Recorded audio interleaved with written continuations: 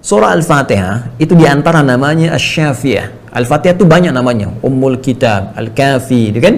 Kemudian ada Asy-Syafi atau Syafiyah, ya, yang menyembuhkan dengan izin Allah Subhanahu wa taala. Nah, dari mana kita mendapatkan informasi bahwa surah Al-Fatihah ini dengan izin Allah punya isyarat yang bisa menjadikan Allah menyembuhkan satu penyakit? Ya, kalau Anda cek di hampir kitab-kitab tafsir ini ada dengan saya. Kalau kita masih ingat ngaji di surah Al-Fatihah yang pertama, ya, waktu dalam situasi di luar pandemi, teman-teman sekalian masih ingat?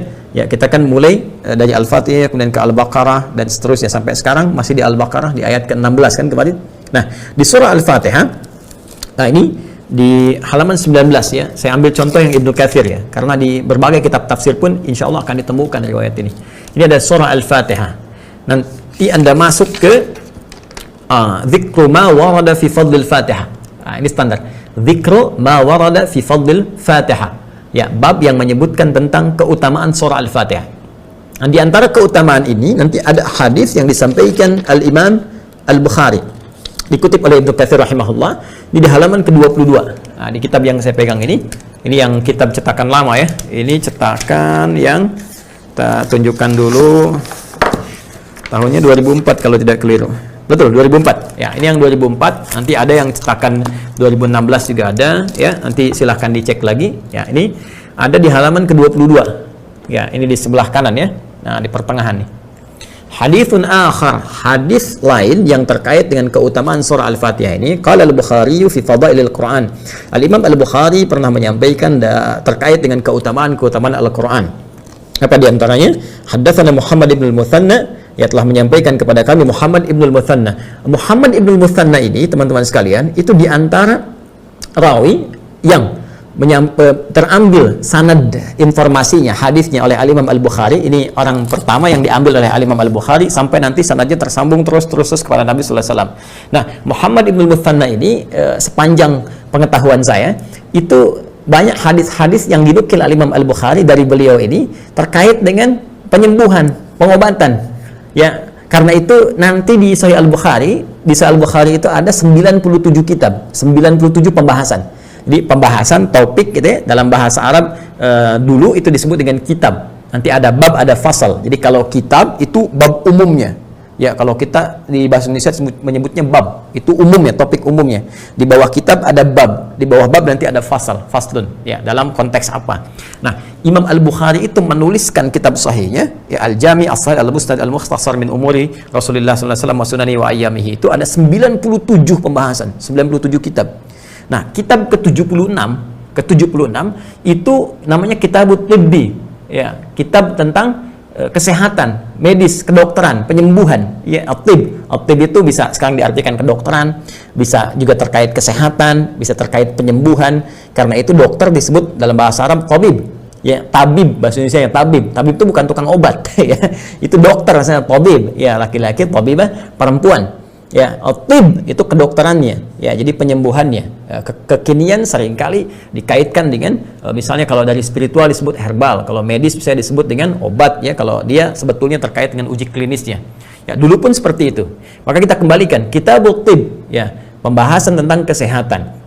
Nah, bagian pertamanya bab ma anzalallahu da'an illa anzalalahu syifaan. Bab pembahasan tentang Allah Subhanahu wa taala tidak pernah menurunkan satu penyakit kecuali bersamaan dengan itu diturunkan syifanya, penyembuhnya, obatnya. Nah, hadis pertama yang terkait dengan bab ini itu diambil dari Muhammad ibn al-Muthanna. Kata Al-Imam Al-Bukhari, haddatsana Muhammad ibn al-Muthanna di nomor kitab 76, Kitabut Tibbi. Kemudian hadis nomor yang pertama di bab itu, bab ma anzalallahu da'an illa anzalalahu syifaan. Haddatsana Muhammad ibn al-Muthanna, haddatsana Abu Ahmad, ya, Az-Zubairi. Ya, kemudian setelah itu haddatsana Umar ibn Sa'id, ya, Ibnu Husaini. Kemudian Ibnu Husainin qala haddatsani, setelah itu baru kemudian berkata Atha ibn Rabah, haddatsani Atha ibn Rabah, ya bin Abi Rabah berkatakan kepada saya, Atha bin Abi Rabah haddatsani, kemudian an Abi Hurairah radhiyallahu taala anhu.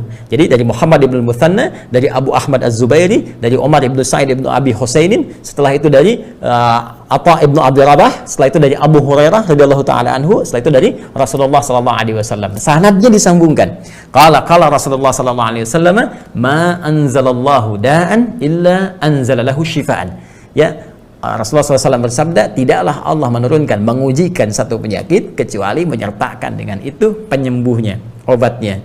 Nah, di sini pun ketika menyampaikan keutamaan Al-Fatihah, itu yang dikutip pertama kali Al-Imam Al-Bukhari mengambil informasinya dari Muhammad Ibnul Muthanna. Maka Muhammad Ibnul Muthanna ini agak menarik ya, karena hadis-hadis yang disampaikan ada kaitan erat dengan aspek kesehatan atau aspek-aspek medis.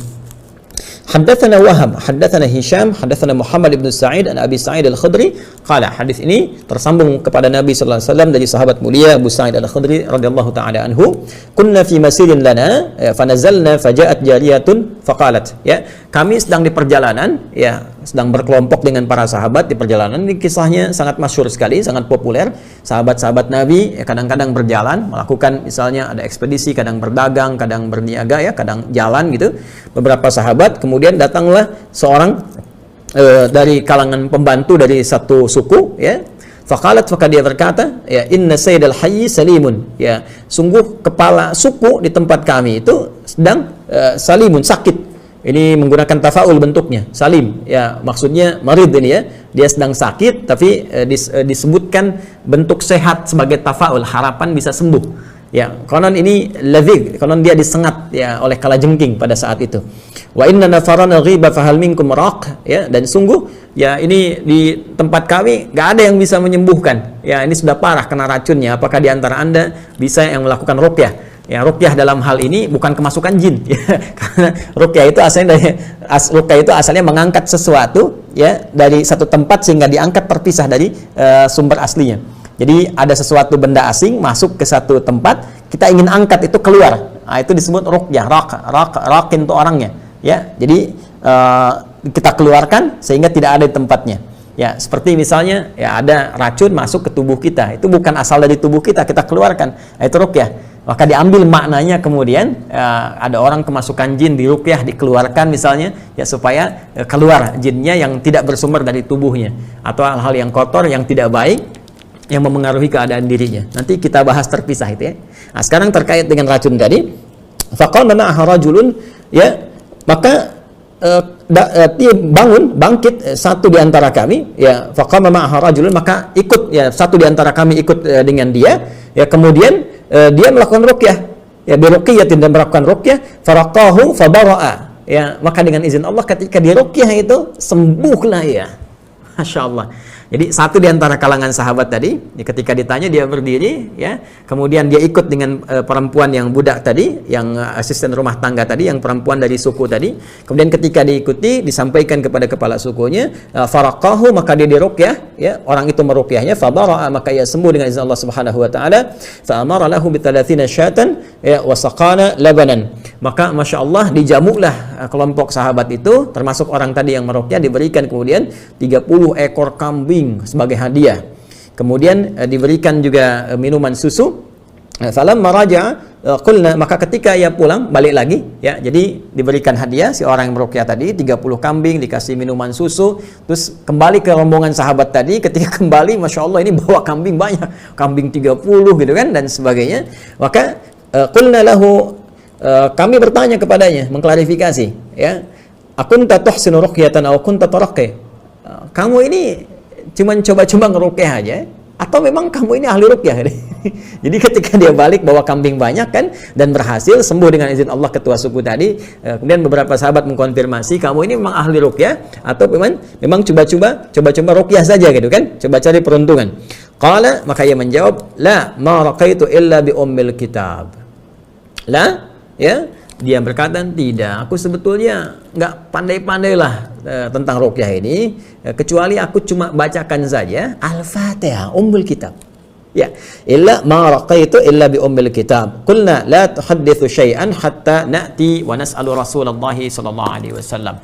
Ya, maka kami sepakat sudah, kita jangan bahas dulu, jangan diskusi dulu tentang ini. Kita nanti bicarakan saja ketika bertemu dengan Rasulullah sallallahu alaihi wasallam.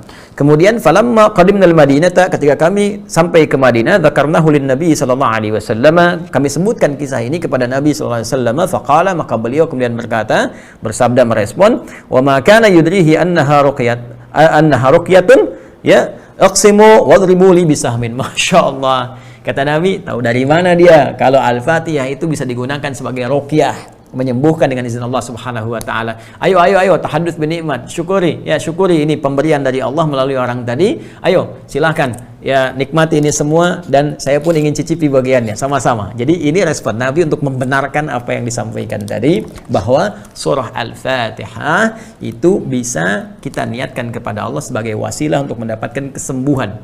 Nah, sejak peristiwa ini Al-Fatihah juga dinamai sebagai Asy-Syafiyah, yaitu satu surah yang dengan izin Allah bisa menyembuhkan.